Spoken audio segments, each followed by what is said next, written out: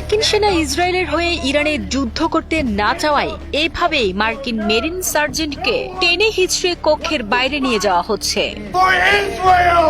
বুধবার armed services sub কমিটির এক গুরুত্বপূর্ণ শুনানি চলাকালে হঠাৎ করেই তিনি সেখানে বাধা দেন এবং ইরানের বিরুদ্ধে যুক্তরাষ্ট্র ইসরায়েল যৌথ সামরিক অভিযানের তীব্র প্রতিবাদ জানাতে শুরু করেন। প্রকাশিত ভিডিও ফুটেজে দেখা যায় ব্রায়ান ম্যাকগিনেস তার গর্বের মেরিন ইউনিফর্ম পরিহিত অবস্থায় শুনানি কক্ষে দাঁড়িয়ে অত্যন্ত ক্ষোভের সাথে চিৎকার করে বলছেন, কেউই ইসরায়েলের হয়ে যুদ্ধ করতে চায় না। তার এই সাহসিকতাপূর্ণ কিন্তু উচ্ছৃঙ্খল আচরণের পরপরই নিরাপত্তায় নিয়োজিত পুলিশ কর্মকর্তারা তাকে দ্রুত কক্ষ থেকে বের করে দেওয়ার জন্য ছুটে আসেন। তাকে যখন টেনে হিচড়ে বাইরে নিয়ে যাওয়া হচ্ছিল তখন এক পর্যায়ে একটি দরজার ফাঁকে তার হাত মারাত্মকভাবে আটকে যায়। প্রত্যক্ষদর্শীরা জানান সে সময় তার হাতটি মোটকে ভেঙে যাওয়ার ভয়াবহ দৃশ্য দেখা যায় এবং এরপর পুলিশ পাহারায় তাকে করিডোর দিয়ে নিয়ে যাওয়া হয়।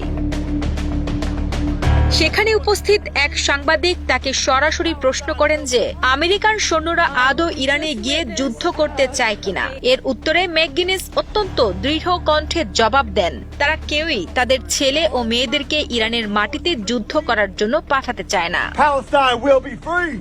ঘটনাস্থলে উপস্থিত একজন প্রত্যক্ষদর্শী এই ভীতিকর পরিস্থিতির বর্ণনা দিতে গিয়ে বলেন, পুলিশ কর্মকর্তারা তাকে রীতিমতো জোর করে টেনে বের করছিলেন। দরজায় তার হাত আটকে যায় এবং তার হাত ভেঙে ফেলে।